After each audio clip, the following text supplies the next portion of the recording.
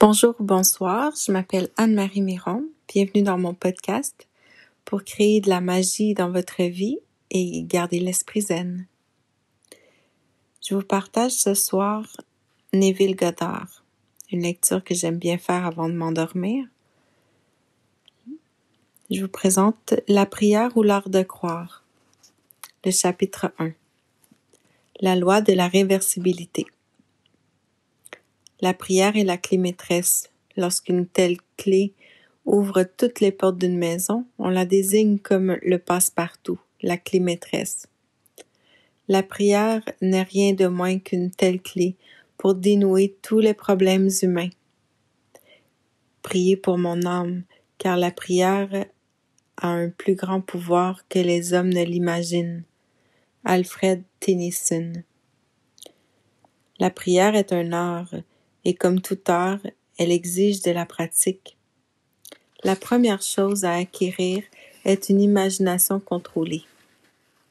Les litanies et les vaines répétitions n'ont rien à voir avec la prière. Cette dernière requiert plutôt la tranquillité et la paix d'esprit. N'utilisez pas de vaines répétitions, car la prière se fait dans le secret, et le Père qui voit dans le secret vous récompensera. Les cérémonies entourant généralement les prières ne sont ni plus ni moins que des superstitions inventées pour donner à la prière un air solennel.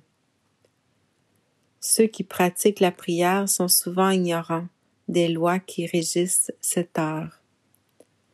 Ils attribuent bien souvent les résultats obtenus aux cérémonies et confondent la lettre et l'esprit. L'essence de la prière est la foi, mais la foi doit être imprégnée de compréhension pour lui attribuer la qualité de l'action qui lui fait défaut. Sans cela, acquiert la sagesse et avec tout ce que tu possèdes, acquiert l'intelligence. Proverbe 4,7. L'action mécanique de parler était connue bien avant que quiconque ait pu rêver de la possibilité de l'inverse, c'est-à-dire de la possibilité de reproduire la parole par une autre action mécanique, soit le phonographe. Pendant longtemps, l'électricité était produite par la friction, sans que personne n'ait pu imaginer que la friction pouvait être à son tour créée par l'électricité.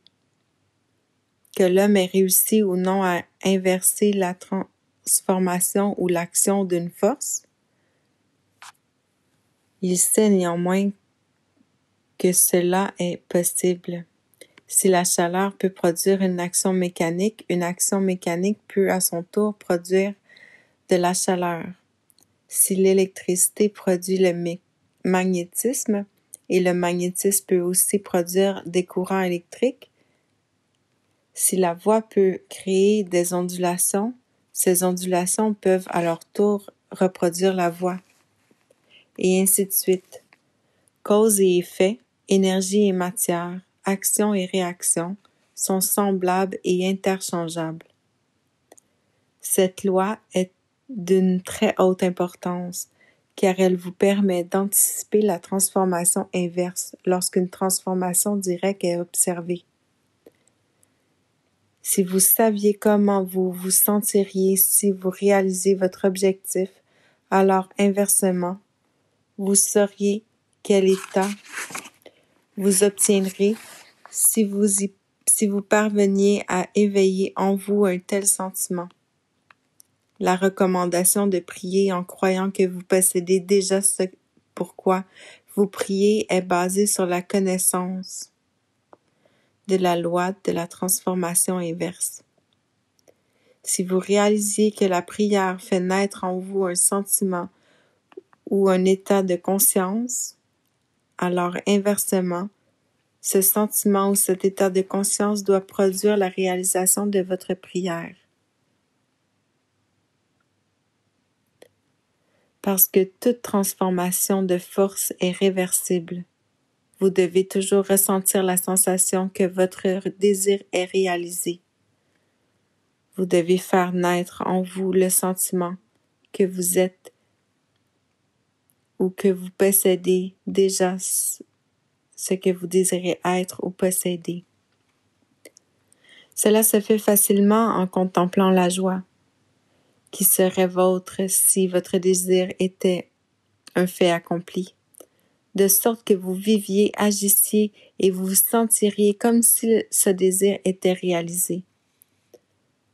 Le sentiment du désir accompli, s'il est intégré et maintenu, doit matérialiser l'état qui en est la source. Cette loi explique pourquoi la foi est la substance des choses que l'on espère et l'évidence des choses qui ne sont pas encore visibles. Et pourquoi il est dit que Dieu appelle les choses qui ne sont pas encore visibles comme si elles l'étaient et qu'elles deviennent visibles.